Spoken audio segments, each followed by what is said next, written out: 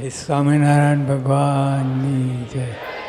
હવે જો સંતો તમને રાખડી બાંધવાના છે એ મેં બાંધ્યું છે એમ જ સમજવાનું. આજે રક્ષાબંધનનો દિવસ છે અને બધાએ લોકોએ રક્ષા માગી છે અને ભગવાને રક્ષા કરી છે. ભાવ અને ઈચ્છાઓ વાસનાઓ એનાથી રક્ષા થાય. કામ ક્રોધ લોભ આદિ દોષો એનાથી ભગવાન રક્ષા કરે.